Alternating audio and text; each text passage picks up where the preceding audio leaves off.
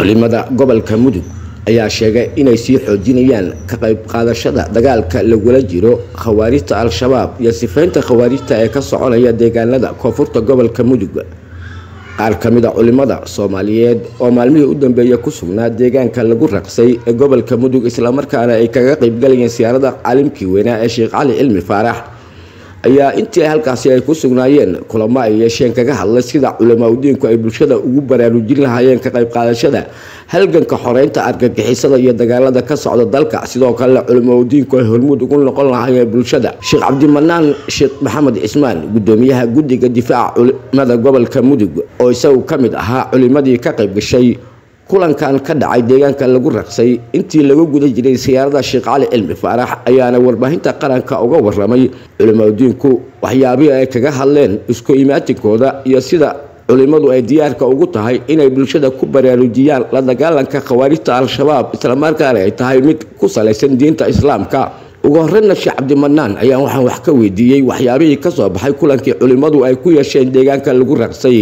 bismillaah alxamdulillaah wasalaatu wasalaamu calaa rasuulillaah. ilaahay ma iskale ziyaarada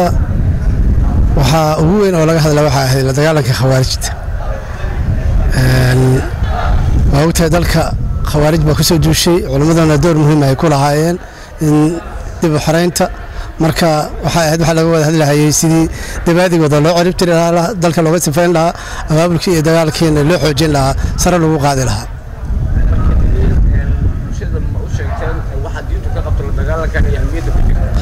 doorka ugu weyn oo ziyaarada ayada ahaydba khawaarijtu waxa ay yihiin iyo waxa jihaadka dagaalka lagula jiro ay diinta islaamka ka qabto iyo culimada kaalinta la rabo maanta inay ka qaataan intaas ahayd muhiimadeedu horena dadkan u baraarugsanayeen haddana intii baan dadkii maaragtay si guud wadara loogu sheegay iyo sidii shaqada loo fulin lahaa intaas ahayd muhiimada meesha aan culimada ay uga wada hadashay. inta badan siyaaradan loogama hadli jirin la dagaalanka khawaarijta al-shabaab maxaa keenay maanta? wallahi waxa keenay dad khawaarijta way fogaayeen laakiin mar haday gobolkii yimaadeen siyaarada meel u muuqato joogaan wax kale laga hadlaa maanta culimadu u furan ma jiraan sidaas keenta markay in ayaga taariikhda kala saaro. waayahay inkastoo haatan aad ka mid tahay culimada hormuudka oo ah howlgaladan xoreynta argagixisada ama difaaci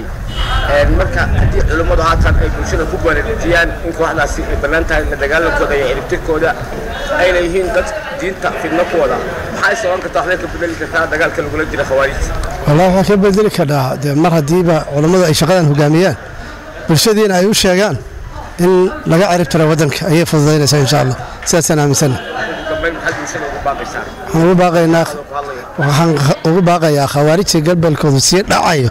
inay dadku si degdeg ah iskaga cirib tiraan si aysan dad dambe oo qiimo badan aysan mar dambeeto aysan nooga gumaadin dalkeena aysan diibtaan yar ugu sii ragaadin mar dambe inaan si fudud maantii jaban yihiin maantii ugu liitaan maanta dadkii baraarugeen in la cirib tiraan qabaaniyo aysan Ramadan dambe nala soomin. Cabdirasaaq Maxamed Axmed warbaahinta qaranka Soomaaliya gaal kacay.